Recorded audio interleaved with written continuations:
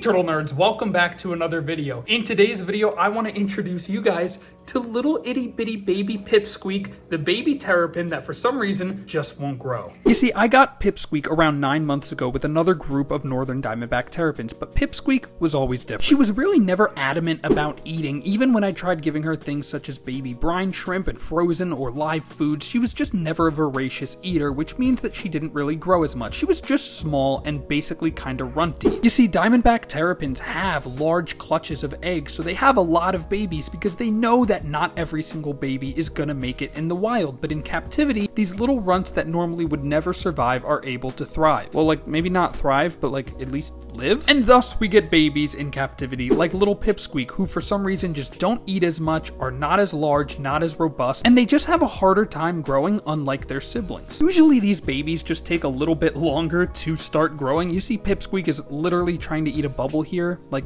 ma'am, what? But it's really taking Pipsqueak like extra long just to show any minuscule signs of growth, which thankfully she finally is, but it's taken about 9 months just to get to this point. You can see there's a little bit of a size difference, but nothing really severely noticeable. Guys, this right here is actually one of Pipsqueak's siblings. This is an animal that was the same age as Pipsqueak, and as we can see, there's quite a significant size difference between these two animals. I raised Pipsqueak the same way that I did my other terrapins, using these 10 to 15 gallon concrete mixing tubs filled up around 3/4 of the way with about 83-degree Fahrenheit water, internal filters, and plenty of fake plants to hang on to. And this is the way that I raise my animals until they're around 4 inches and are ready for UVB lighting. Like this young terrapin right here, who's actually the offspring of one of my favorite turtles that laid a clutch of eggs last year. And as you can see, she or he is finally ready for a larger enclosure and for some new lighting. But I use these fake plants, keeping things a nice 83 degrees, and this Zoomed aquatic like hatchling formula. This is what I use for my super small babies until they're large enough for Missouri aquatic turtle diet, and I've tried a variety of different foods and methods to get little baby Pipsqueak eating and to get this little baby growing, but I think we finally figured out something that's starting to work a little bit. Pipsqueak now acts actually a lot more like a normal terrapin. I found out that she's actually a really good swimmer. She begs for food a lot like the other terrapins. She's actually a little bit more voracious in her appetite, and all around she's basically just acting like a mini version of an adult terrapin, which is exactly what I wanted to see. She's not really lethargic anymore. She's not really not eating food. She's very hungry every single day, so I make sure to feed her as much as her little body is willing to eat. I've even started to get her to eat the pellets straight off of my finger, which is not only good for me to monitor how much she's eating, but it's also the cutest freaking thing in the planet. Then she managed to associate my hand as being food, and so then she started to bite my fingers, and then managed to flip herself over.